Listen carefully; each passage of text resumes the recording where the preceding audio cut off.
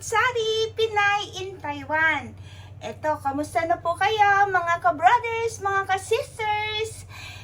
Simula na pong taglamig ata dito sa Taiwan at medyo talagang malamig na po ang nararamdaman ko dito sa Taiwan. Sa labas po kahapon is may chance po ako na mamasyal. Talagang malamig na. Ang sarap na pong matulog. Kaya rin po ba dyan? Malamig na rin po sa inyong mga lugar? Okay po. So, meron po akong content ngayon na kaya po ng lahat. Simpleng ulam. At ito pong ulam na to is mga working mom pwedeng magaya. Okay po? So, simulan na po natin ang aking chow fan with the mix. Opo. So, hintayin po ninyo ako. Okay po? Samahan niyo po ako sa pagluto ng aking content for today. Ito po, mainit na po ang ating mantika. So, ang ating una is ang sibuyas.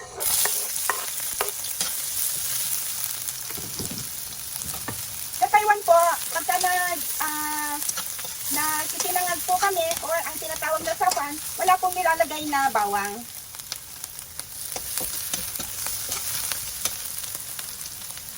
Okay, sunod na po natin ang ating mix with sapan with the mix, yung ating sardinas.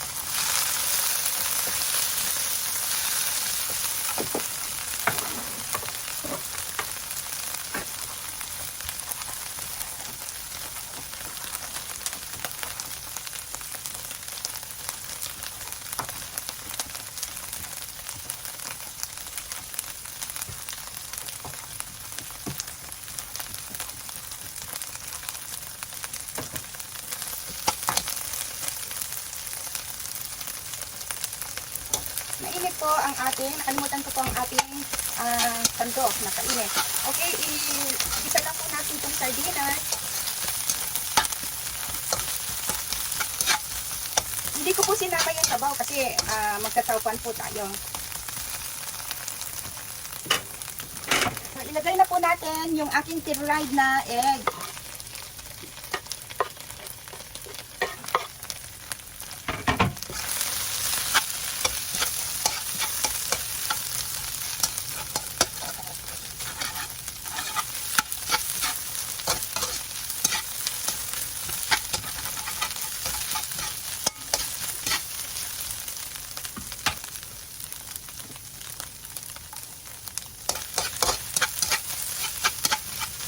Malalaki po ang hiwa ko sa fried ng egg. At least po may makain ang malasak or ma-feel ng bata yung itlog. Then, ilagay na po natin ang ating rice.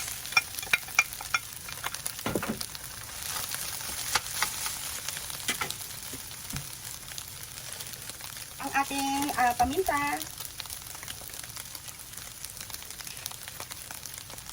Ang ating Himalayan salt.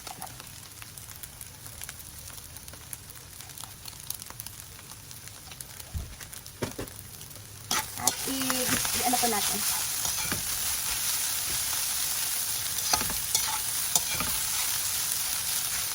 Yung ibang luto po dito sa Taiwan na chow fan, hindi po sila, yung salt po talagang hindi nila ginagamit na pang-alat. Bali, toyo po ang ginagamit nilang pang-alat.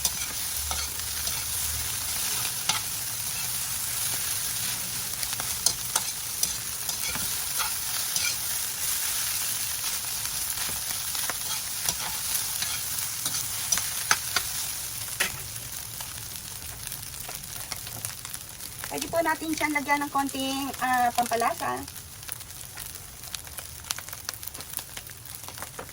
At konti pong chili flakes.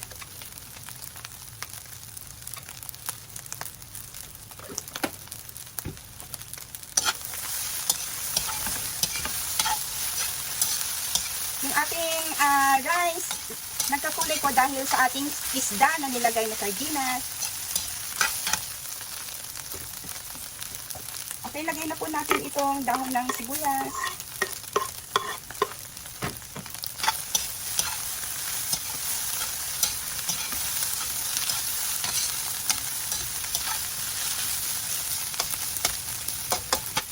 handa na po ang ating saupan with the mix.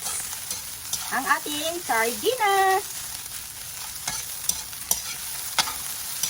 Usually, luto po ng mga working mom. Kasi po, syempre, kailangan na. Naubos na po yung oras sa kanila. So, done!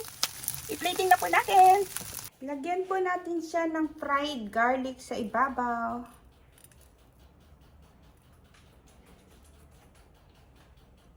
Ang ating fried garlic. Hi po mga ka-brothers, mga ka-sisters! Nakatapos po ako ng simpleng at pinaka-affordable na ulam para sa ating mga kiddos. Ito po ang ating Chowpan with the mix. At ang ating mix is ang kanyang sardinas. Okay po, kaya po nagkulay ng ganyan yung ating kanin dahil po sa sardinas. And then pinaibabawan ko po siya ng dried garlic.